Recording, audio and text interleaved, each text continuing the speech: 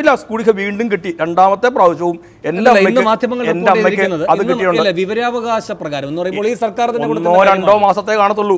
എൻ്റെ അമ്മ കഴിഞ്ഞ 2 മാസം മുമ്പും എൻ്റെ അമ്മയ്ക്ക് കുടിശ്ശിക തീർത്ത് കിട്ടിയിരുന്നു എന്നുള്ളത് എൻ്റെ അനുഭവമാണ്. എവിടെയും ഞാൻ തെളിയിക്കാം അത്. രണ്ടാമത്തെ ഒരു കാര്യം, എൻ്റെ 2 കുട്ടികൾ പഠിക്കുന്നത് സർക്കാർ സ്കൂളിലാണ്. യൂണിഫോമായി, പുസ്തകമായി. എന്തൊരു വലിയ ആശ്വാസമാണ് എന്നത് ആലോചിച്ച് നോക്കാം. 10,000-കണക്കായ ലക്ഷക്കണക്കായ മനുഷ്യർക്ക് അതൊരു വലിയ ആശ്വാസം തന്നെയാണ്. സാധാരണക്കാരൻ്റെ മുഖവും മനസ്സും പ്രതിഷ്ഠിക്കാനും പ്രതിഫലിപ്പിക്കാനും കഴിയുന്നുണ്ടോ എന്നുള്ളതാണ് ഒരു ഭരണകൂടത്തിന് ഏറ്റവും പ്രമുഖമായ അളവുകോലായി വരേണ്ടത്.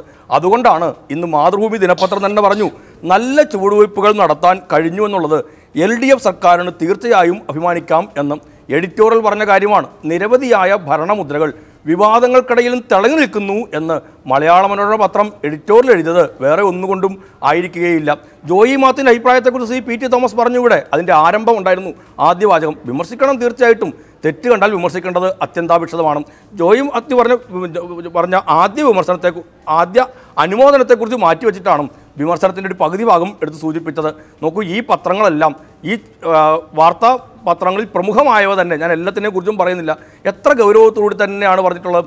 വിദ്യാഭ്യാസ മേഖലയിലെ ആളുകൾക്ക് സഹായിക്കാൻ കടമെടുത്ത്, ലോൺ എടുത്ത് പഠിക്കാൻ പോയതിൻ്റെ പേരിൽ ബുദ്ധിമുട്ടായിരിക്കുന്ന ആൾക്കാർക്ക് വേണ്ടിയിട്ട് 900 കോടി രൂപ പ്രഖ്യാപിച്ചത് വിപ്ലവകരം എന്നാണ് മാതൃഭൂമി ഇന്നത്തെ എഡിറ്റോറിയലിനകത്ത് രേഖപ്പെടുത്തിയിരിക്കുന്നത്. ഇതൊക്കെ നടപ്പിലാകാത്ത പരിപാടിയാണെന്നോ? ഒരിക്കലും നടപ്പിലാകില്ലെന്നുണ്ടെങ്കിൽ ഒരു പത്രം എഴുതുമായിരുന്നില്ല. സംവിധാനത്തിലൂടെ ജനക്ഷേമകരമായ കാര്യങ്ങൾ നിർവഹിച്ച കേരളത്തിലെ ആദ്യത്തെ സർക്കാരല്ല പിണറായി സർക്കാർ. തീർച്ചയായും അല്ല. ഇത് നമ്മുടെ ഒരു തുടർച്ചയാണിത്, നമ്മുടെ ഒരു ശീലം തന്നെയായിട്ടുണ്ട് ഇത്. ഞാൻ ചോദിക്കുന്നത് ഇതൊക്കെ നല്ല കാര്യം തന്നെ, പക്ഷേ രാഷ്ട്രീയമായ ചോദ്യങ്ങൾ അല്ലെങ്കിൽ രാഷ്ട്രീയമായ ചോദ്യങ്ങൾ ഉണ്ടാക്കുന്ന തരത്തിൽ ജനങ്ങളിലെ അസംഘടിതമായ കൂട്ടായ്മകളെ അത്തരം ഘട്ടങ്ങളിലേക്ക് എടുത്തെറിയുന്ന നില, അവരെ നേർക്കുനേർ കണ്ട് യുദ്ധം ചെയ്യുന്നതിലേക്ക് ഈ സർക്കാർ സംവിധാനം ഒന്നിച്ചു നിൽക്കൽ, ഇതൊക്കെയാണ് ഈ കഴിഞ്ഞ ദിവസങ്ങളിൽ കണ്ടത്. അതേപ്പറ്റി ഒരു അക്ഷരം മിണ്ടാതെ വാതക പൈപ്പ് ലൈൻ വരുന്ന വഴിയെപ്പറ്റി മാത്രം പിണറായി വിജയൻ പറയുകയാണെങ്കിൽ, അത് മാത്രമല്ല പറഞ്ഞത്, ലൈഫിനെ കുറിച്ച് പറഞ്ഞു, ഹരിത കേരളത്തെക്കുറിച്ച് പറഞ്ഞു, നവകേരള മിഷനെ കുറിച്ച് പറഞ്ഞു. അതിനകത്തുണ്ടായിരുന്നൊരു രാഷ്ട്രീയമായി ഉയർന്ന ചോദ്യങ്ങളുണ്ട്. അത് ഈ സർക്കാരിനെ ബുദ്ധിമുട്ടിച്ചതാണ്. സർക്കാർ തിരുത്തേണ്ടി വന്നത്, അല്ലെങ്കിൽ സർക്കാരിന് വീഴ്ച പറ്റുന്നു എന്ന് പറഞ്ഞത്, അല്ലെങ്കിൽ സർക്കാർ വ്യക്തികളുമായി കരാറുകളിലേക്ക് ഏർപ്പെടാൻ നിർബന്ധിതമായ സാഹചര്യങ്ങളെല്ലാം അങ്ങനെ തന്നെ നിൽക്കുകയാണ്. ഇതിനെപ്പറ്റി ഒന്നും പറയാതെ ഈ പറയുന്ന പദ്ധതികളുടെ ഒരു പ്രളയത്തെപ്പറ്റി പറയുന്നത് സെൻസിറ്റീവ് അല്ലാത്ത ഒരു സർക്കാരിൻ്റെ ഏറ്റവും വലിയ ലക്ഷണമാണ്. ഒരിക്കലുമല്ല. തെറ്റുകൾ പറ്റിയിട്ടുണ്ടെങ്കിൽ തിരുത്തേണ്ട അത്യന്താപേക്ഷിതമാണ്. തെറ്റുകൾ ചൂണ്ടിക്കാട്ടിയിട്ടുണ്ട്, പൊതുസമൂഹം ചൂണ്ടിക്കാട്ടിയിട്ടുണ്ട്, ഞങ്ങൾ തന്നെ എത്രയോ കാര്യങ്ങൾ ചൂണ്ടിക്കാട്ടിയിട്ടുണ്ട്. ഇല്ല എന്ന് പറയുന്നതേ ഇല്ല. അതുകൊണ്ട് ഒരു ഗവൺമെൻറ് ഉണ്ടായിരിക്കുന്ന ശോഭയെല്ലാം കെട്ടുപോയിരിക്കുന്നു എന്ന് പറഞ്ഞാൽ അർത്ഥമൊന്നുമില്ല. പോരായ്മകൾ, വീഴ്ചകൾ ഉണ്ടായിട്ടുണ്ട്. ആ പോരായ്മകളും വീഴ്ചകളും തിരുത്തി മുമ്പോട്ടേക്ക് പോകേണ്ടതുണ്ട്. അതുകൊണ്ടാണ് അതിനിടയിലെല്ലാം ഏറ്റവും കൂടുതൽ തിളങ്ങി നിൽക്കുന്നത് ഏറ്റവും പ്രമുഖമായ നേട്ടങ്ങൾ തന്നെയാണ് എന്ന് വിമർശനത്തിൻ്റെ വാൾ ഉയർത്തിക്കൊണ്ടിരിക്കുന്നവരെ കൊണ്ടുപോലും പറയിക്കാൻ ഇടവന്നത് അതുകൊണ്ട് തന്നെയാണ്. ശരി, ശ്രീ PT തോമസ്, നാടൊട്ടുക്ക് ഈ പറഞ്ഞ കാര്യങ്ങളെല്ലാം ക്ഷേമവുമായി ബന്ധപ്പെട്ട് നിങ്ങൾ തടസ്സമുണ്ടാക്കിയ സ്ഥലങ്ങളിലെ ആ വിഘ്നങ്ങൾ ആദ്യമായി ഇല്ലാതാക്കുക, അങ്ങനെ ജനക്ഷേമകരമായ സാമൂഹ്യോന്മുഖമായ പ്രവർത്തനങ്ങൾ വിജയിക്കാൻ കഴിഞ്ഞു എന്ന് അക്കമിട്ട് നിരത്തുന്നുണ്ട് ഈ സർക്കാർ. മാധ്യമങ്ങൾക്കത് കണ്ണടയ്ക്കാൻ കഴിയില്ല. അതുകൊണ്ട് മാധ്യമങ്ങൾ വിമർശിക്കുമ്പോൾ തന്നെ മറുഭാഗത്ത് ഇതെല്ലാം അംഗീകരിച്ചുകൊണ്ട് ചൂണ്ടിക്കാട്ടുകയും ചെയ്യുന്നുണ്ട്. അവിടെ ഒരു തിരുത്തൽ വന്നിട്ടുണ്ട്. അതാരെയാണ് തിരുത്തിയത്? അത് ഏത് സംവിധാനത്തെയാണ് ശരിയാക്കിയത് എന്നതിന് മറുപടി പറയാനുള്ള ബാധ്യത ശ്രീ PT-ക്കുണ്ട്. ഏറിയും കുറഞ്ഞും കഴിഞ്ഞ ഗവൺമെൻറ് തുടർന്ന് വന്ന ചില ക്ഷേമപ്രവർത്തനങ്ങൾ ഈ ഗവൺമെൻറ് തുടർന്നിട്ടുണ്ടോ എന്നത് ശരിയാണ്. അത് തുടരാതിരിക്കാൻ ഒരു ഗവൺമെൻറ്റിനും കഴിയില്ല. ഉദാഹരണത്തിന് പെൻഷൻ കൊടുത്തു എന്ന് പറഞ്ഞു. ഇപ്പോൾ എൻ്റെ ബഹുമാന്യ CPIയുടെ സ്നേഹിതന് പെൻഷൻ സ്ഥിരം കിട്ടിക്കൊണ്ടിരിക്കുന്നു എന്നാണ് അദ്ദേഹം പറഞ്ഞത്. കേരളത്തിൽ ആർക്കും അങ്ങനെ കിട്ടുന്നില്ല. ആദ്യം ഒരു പ്രാവശ്യം കൊടുത്ത് വലിയ അഭിപ്രായം വന്നതിന് സത്യമാണ്. അത് കഴിഞ്ഞ് വീടുകളിലെല്ലാം കയറി പരിശോധന നടത്തുകയാണ്. ആദ്യം ചെന്ന ഉദ്യോഗസ്ഥന്മാർ വീടുകളിൽ സ്കൂട്ടറുണ്ടോ, വീടുകളിൽ ഓട്ടോറിക്ഷയുണ്ടോ, വീടുകളിൽ ഫാനുണ്ടോ, ഫ്രിഡ്ജുണ്ടോ എന്ന് നോക്കാനാണ് വന്നതെന്ന് പോലും ആളുകൾ സംശയിക്കാൻ തുടങ്ങി. കാരണം അത് കഴിഞ്ഞ് ആർക്കും തന്നെ പെൻഷൻ കിട്ടിയില്ല. കാരണം ആദ്യത്തെ പെൻഷൻ കിട്ടിയപ്പോൾ വലിയ കാര്യമായിരുന്നു, നല്ലൊരു സംഭവമായിരുന്നു. പക്ഷേ പിന്നീട് പെൻഷൻ കിട്ടുന്നില്ല. ഞാൻ ആ പെൻഷൻ പോലെ തന്നെ പ്രധാനപ്പെട്ടതാണ് കേരളത്തിൽ 20 ലക്ഷം ആളുകൾക്ക് കിട്ടുന്ന തൊഴിലുറപ്പിൻ്റെ കാര്യമാണ് പറഞ്ഞത്. ഞാൻ ചോദിക്കട്ടെ, ഒരു ഗവൺമെൻറ് ഇപ്പോൾ വിദ്യാഭ്യാസ ആനുകൂല്യങ്ങളെ പറ്റി പറഞ്ഞു. വിദ്യാഭ്യാസ ആനുകൂല്യങ്ങൾ ഏറ്റവും കൂടുതൽ കേരളത്തിൽ വിദ്യാഭ്യാസ ലോൺ കൊടുക്കുന്നതിന് വേണ്ടി പരിശ്രമിച്ച UDF ഗവൺമെൻറ് ആയിരുന്നു. ആ ഗവൺമെൻറ്റും കുറേ ആംസ്റ്റി സ്കീമുകൾ പ്രഖ്യാപിച്ചിരുന്നു. അതിൻ്റെ തുടർച്ചയായിട്ട് ഈ ഗവൺമെൻറ് പ്രഖ്യാപിച്ചിട്ടുണ്ട്. ഈ ഗവൺമെൻറ് പ്രഖ്യാപിക്കാതിരിക്കാൻ പറ്റുകയില്ല. കേരളത്തിലെ ഏറ്റവും പ്രധാനപ്പെട്ട ഒരു കഴിഞ്ഞ തവണ നിങ്ങൾ ഭരിക്കുന്ന ഘട്ടത്തിൽ വിദ്യാഭ്യാസ ലോൺ അടയ്ക്കുന്നതിൽ വീഴ്ച വരുത്തി എന്ന് പറഞ്ഞൊരു വിദ്യാർത്ഥിയുടെ അച്ഛനെ പിടിച്ച് ജയിലിലിട്ടു എന്ന വിമർശനം അടക്കമുണ്ട്. ഒറ്റപ്പെട്ട സംഭവമാണെന്ന് പറഞ്ഞു പോകരുത്. ഒറ്റപ്പെട്ട സംഭവങ്ങളാണ് ഈ സർക്കാരിനെ ആദ്യം നിങ്ങൾ പോലും ഇതിൻ്റെ സൗന്ദര്യത്തിൽ മുഗ്ധരായി നിൽക്കുമ്പോൾ പ്രതിരോധത്തിലാക്കിയിട്ടുള്ളത്. അല്ല, ഞങ്ങളാരും ഈ ഗവൺമെൻറ്റിൻ്റെ കാര്യത്തിൽ സൗന്ദര്യത്തിലൊന്നും ഭ്രമിച്ചു പോയിട്ടില്ല. കാരണം ഈ ഗവൺമെൻറ് അങ്ങനെ ഒരു സൗന്ദര്യബോധവും ഇല്ല. ഞാൻ ഒന്നോ രണ്ടോ ഉദാഹരണങ്ങൾ പറയാം. ഒന്ന്, കേരളത്തിൽ സ്ത്രീകളോട് ഇത്രയും മോശമായി പെരുമാറിയ വേറെ ഏതെങ്കിലും ഒരു ഗവൺമെൻറ് ഉണ്ടോ?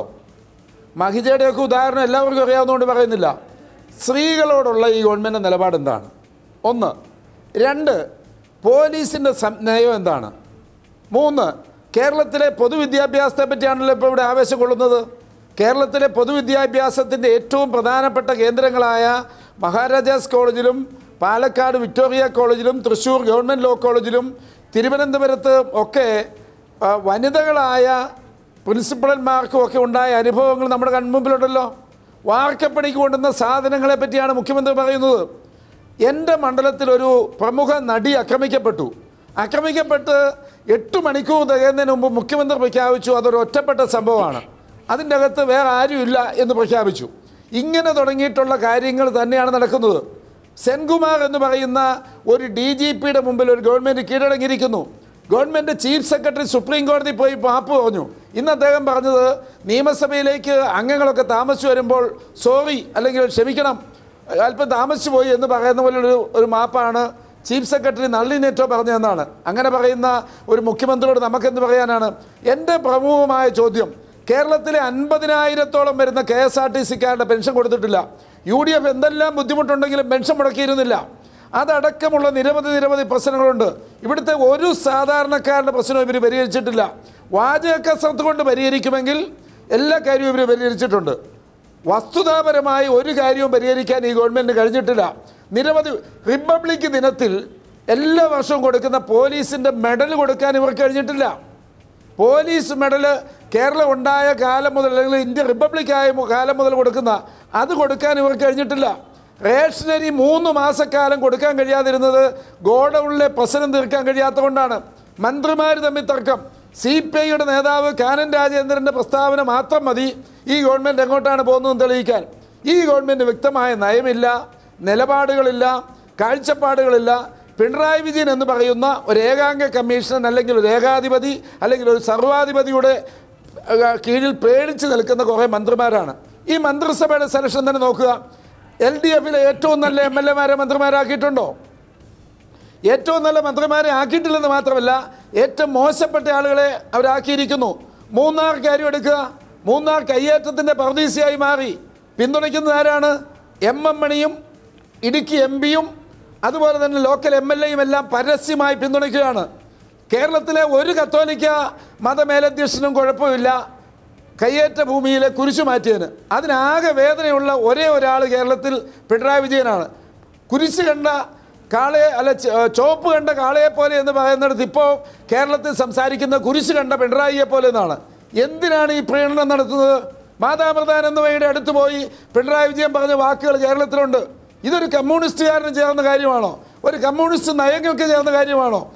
കേരളത്തിൽ പിണറായി വിജയനെ ഭയപ്പെട്ട് കഴിയുന്ന ഒരുപറ്റം MLAമാരുടെയും പിണറായി വിജയൻ്റെ പാർശ്വവർത്തികളുടെയും ഒരു ഭരണമാണ്.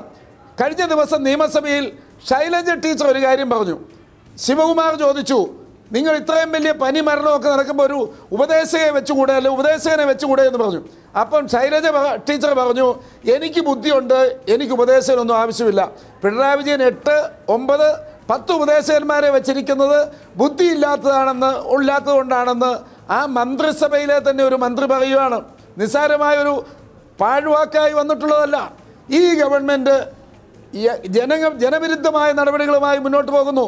ഇവിടെ റബ്ബർ ബോർഡ് അടച്ചുപൂട്ടാൻ രാഷ്ട്രീയമായി വരുന്ന ചോദ്യങ്ങൾക്ക് കൂടി മറുപടി പറയേണ്ടതുണ്ട്. ഇവിടെ പിണറായി വിജയൻ പറയുന്നത് എന്താണ്? ഞങ്ങൾക്കൊരു പ്രകടന പത്രികയുണ്ട്, അതിൽ പറയുന്ന കാര്യങ്ങളെല്ലാം നടപ്പാക്കിക്കൊണ്ടിരിക്കുന്നു. 5 വർഷം കഴിയുമ്പോൾ അതിൽ പറഞ്ഞ എല്ലാ കാര്യങ്ങളും നടപ്പാക്കും. അങ്ങേയറ്റം ഈ പറയുന്ന പ്രതികരണക്ഷമതയില്ലാത്തൊരു മനസ്സിന് മാത്രമേ ഇങ്ങനെ സാങ്കേതിക